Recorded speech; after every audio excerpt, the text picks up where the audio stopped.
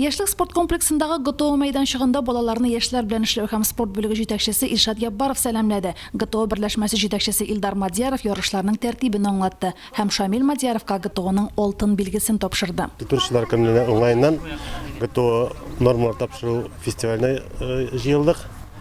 Безнең менә үзебезнең ГТО площадкасы бар, ул хөкүмәт программасы буенча кайтартылды районга. Бүген инде 4 номинациядә балаларга шул 4 номинациядә фестивальдә катнашу мөмкинлеге тудырылды. Аларга шул чемпионат оештырылды. Егет-кызлар бу көнне 4 төрдә озынлыкка сикерү, тартылу, отжимание һәм пресс буенча ГТО нормативларын тапшырды. Мен волейболга йөрим, бадминтонга йөридем. Мен спортны бик яратам. Менә бүген бәйрәмгә килдем, ГТОларны тапшырырга телим итеп. Ләйсән Минзиярова Габдулла Тукай исемендәге Мөслим урта мәктәбендә укый. Ул киләчәген спорт белән бәйләп, шушы юнәлештә укуын дәвам итәргә тели. Мин инде волейбол белән 6 класстан бирле шөгыльләнәм. Хәзер инде 10 класска барам.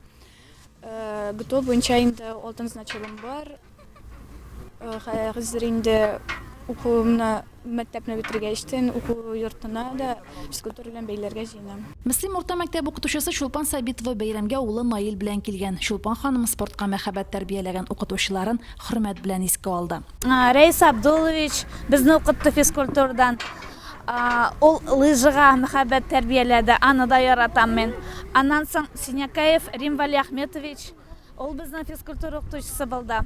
Аңа карап мин җиңел атлетиканы сикерергә бик нык яратам инде, нигә йөгереп килеп инде. Һәм вообще легкий атлетиканы яраттым. Физкультура укытучыларыбыз мәхәббәт тәрбияләде. Минем улы улым Фаил да хоккейга йөрде. Якын итте инде хоккейны. Аларның тренеры Мискат Минегалиев булды. Бәләкәй улыбыз инде Наил Илназ Кашаповның волейбол секциясында шөгыльләнә. Менә инде 2нче ел.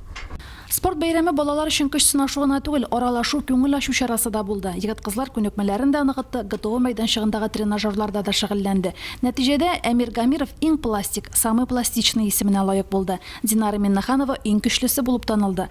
Камилла Московая озынлыкка сикерүчеләр арасында иң яхшы нәтиҗәләрне күрсәтте. Абыйсына ярып килгән Шамил Кондратьев иң сыгылмалысы булып чыкты. Балалар һәм яшүсмерләр спорт мәктәбе укытучылары Шамилне көрәш секциясына да чакырды. Менә бәйрәм шада. Мин үскәч көрәшле булачакмын. Молодец.